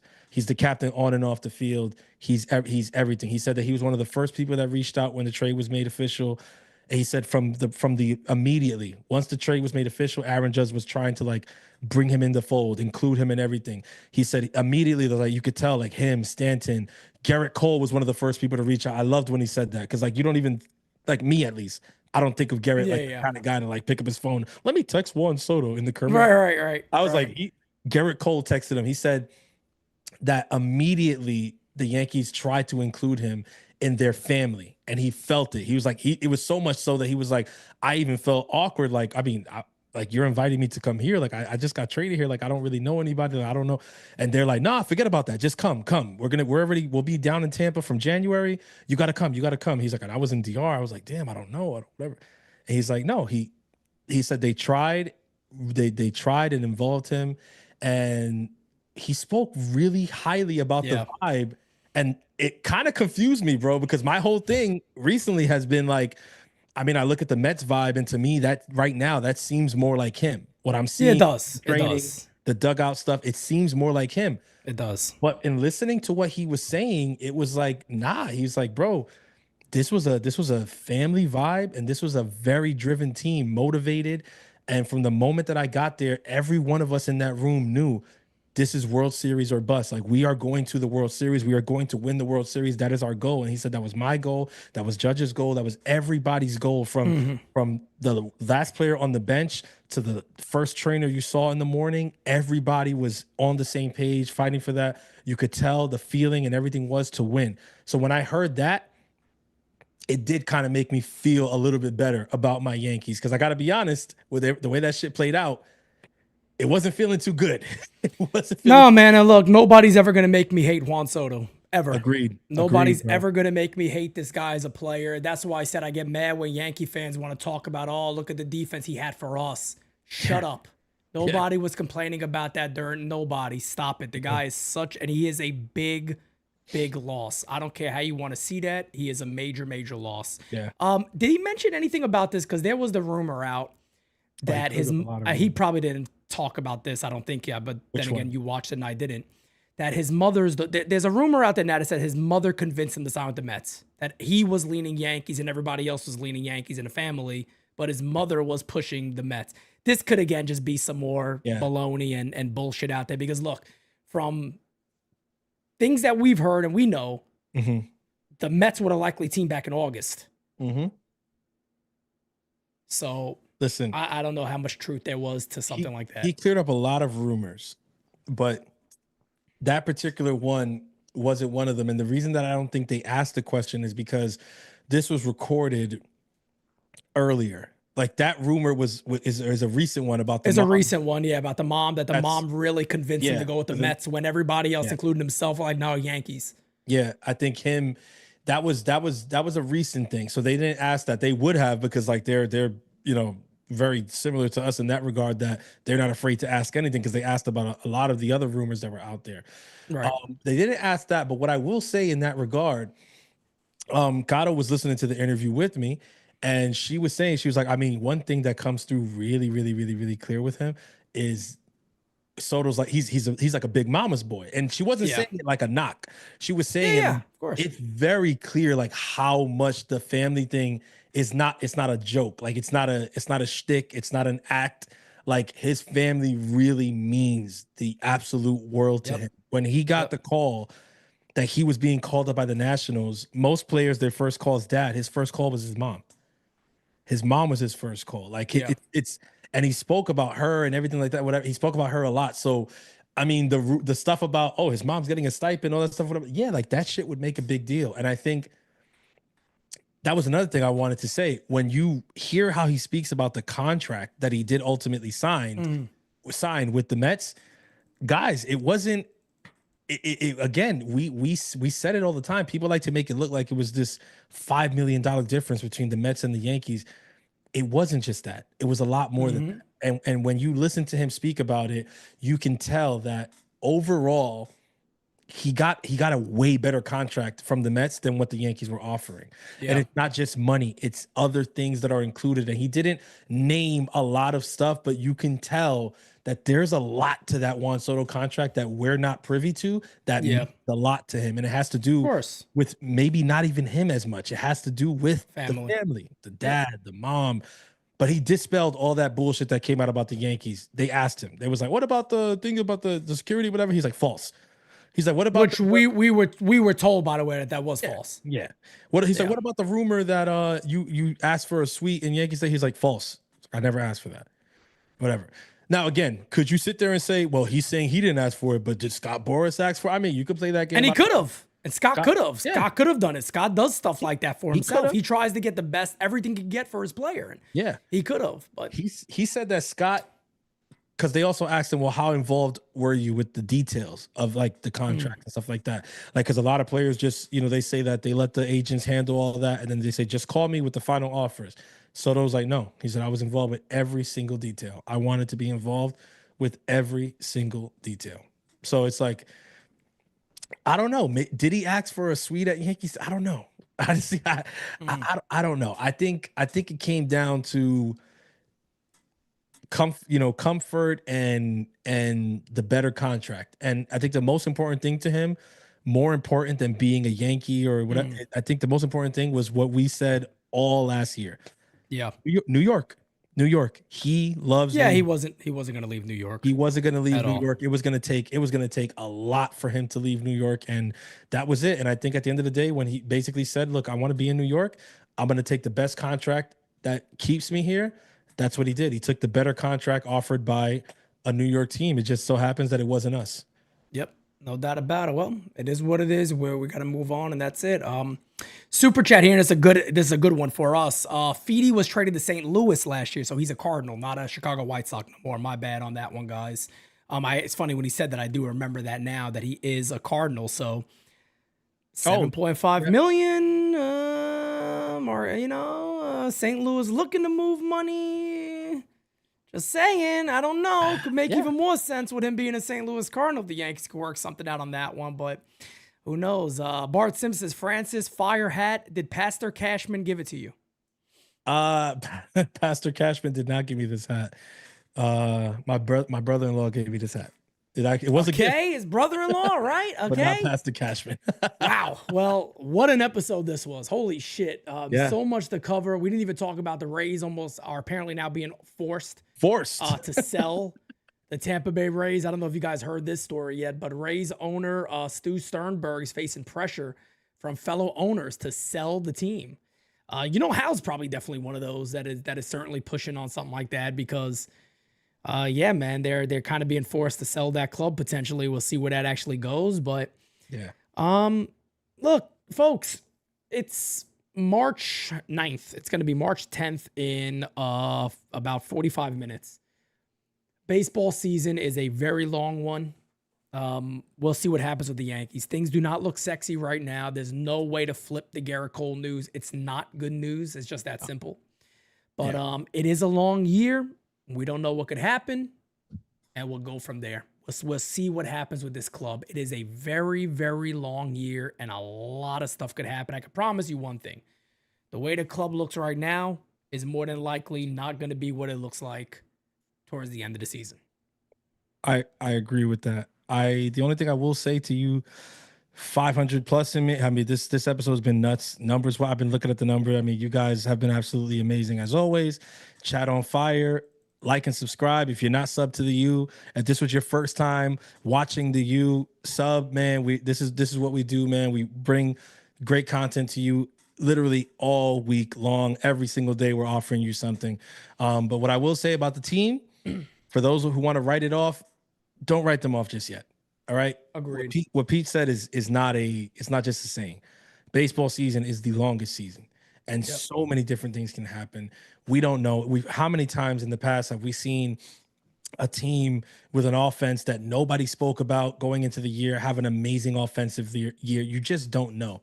You really do. Yeah, you don't know who goes off. You don't know Like, what pitcher really yeah. steps. I mean, we don't know. We Yeah. really, you could get, again, we talked about Carlos Carrasco and guys that could be lightning in a bottle. Who the hell Yeah. knows? What if? Who knows what's going to happen when games are played? Yeah. What if we don't know? What if Dominguez has this crazy coming out party? He's a freaking revelation offensively. Would it shock anybody? No. I mean, this is a kid who has the talent. Yeah, The talent is there. 100%. If he goes And- off offensively, the whole offense looks different. And one more thing too, for a lot, I see Steven in here. He says, hey, I'm writing them off. Look, we're not those fans that say, hey, if you're writing them off now, don't come back later. No, that's not who we are at the U. If you're writing them off, look, I could understand why. Exactly. I can sit there with you and I could come at the table with you and go, brother, look, I'll throw my hat in there and we can have the discussion because I could understand why you could feel that way. Completely understand why you feel that way. M. Spo says, y'all are great. M, I don't know how many times I've seen you in the chat before, but I appreciate you. And if you are new, then hey, man, stay subscribed, put notifications on. Hopefully YouTube keeps sending out the notifications because a lot of people don't get them. But it is what it is, man. Nothing can hold the train down that is NYYU. It's that simple, baby. It's that simple, baby. Facts. So. Listen, man. Like I said, you guys have been amazing. Shouts out to the chat. Shouts out to this community, the super chats, the memberships gifted. You guys really did your thing today. That's what makes a great episode of Designated Spittaz. It's you guys. We feed off of you guys, and you guys did what y'all did your thing today. So, like I always say, Wait once. I just want to add this. Oh. Hey! Struck him out. Okay. One more thing, too, guys. Subscribe. Make sure you're following us on Instagram. We There it are is. about. Again, this is the last time you're gonna see DS like this. Not the last time. It's not the last time. But next week. Yes. Next week? What am I talking about? It's this week. This week. This week. Next Thursday. episode of DS. We're going to be in Tampa. We're going to be there sir. with the Yankees, ready to rock and roll. The next DS, every single night in Tampa, we're going to be live, by the way. We're going to be live every day. Besides, we do a team outing, and we might be live later that night than normal. Yeah. But, guys, we are going to be in Florida. You're going to have content galore. We're going to be live every single night. We're going to do all rises in the morning. And it's going to be all of us. Me, Francis, and Kev together under the same roof every single day. Yep. Must watch TV. You can't friggin' miss it. We're Cannot. leaving. We're going to have a great time. You guys are going to get vlogs after that. But follow us on Instagram also because a lot of stuff is going to be posted there immediately. So if you're not following us on IG, follow us on IG right friggin' now. You don't want to miss it. Yes, you do not listen, man. The IG is where it's at, man. You guys get all the stuff is gonna be there. So y'all already know you do not want to miss it. I can't wait for next week. I can't wait for this week. I said next week now too. I can't Cocaine Pete this week. I can't wait. Cocaine Pete. Get out there to Tampa, man. Let's do it, man. I'm ready. I know that there's a lot of reasons to be down and to be sad, but I'm choosing not to. I'm choosing not to, man. I'm excited. Because we're gonna do it big out there in Tampa for spring training like we always do, man. So y'all already know. Hold on. I'm sorry. Stay tuned, Francis, man. I'm Francis. I'm sorry. I'm sorry. I'm just gonna. I apologize, everybody. This is gonna be my theme in Tampa. Hopefully it's not an ad. It's gonna be an ad. Let me mute it real quick for the ad. This is Cocaine Pete's theme in Tampa because it's coming. This is it right here. I gotta play for everybody.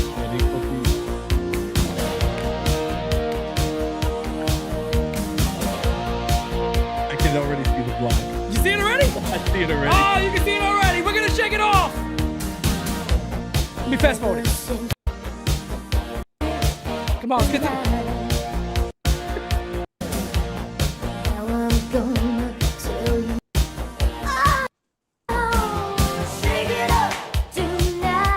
Oh yeah! Oh, Cocaine Pete! All right. Anyway, I don't want to give everything away for everybody. All right, take it easy. Take it easy. Yeah, I see somebody doing live Cocaine P, Perico P. I like it. Listen, however you say it, whatever way you say it, it's gonna be fire, man. It's NYYU in Tampa, man. We taking over. Y'all already know we coming to bring the good vibes to the Yankees. Lord knows they freaking need it. Okay, so check out that hat. Yeah, I can't wait. I got the fit. I just planned my fit for that hat, so it's I gonna. haven't put this on my head yet because once I do, trouble happens. So once the hat hits the head, Cocaine Pete is in full effect. You already know. So it is what it is. Facts.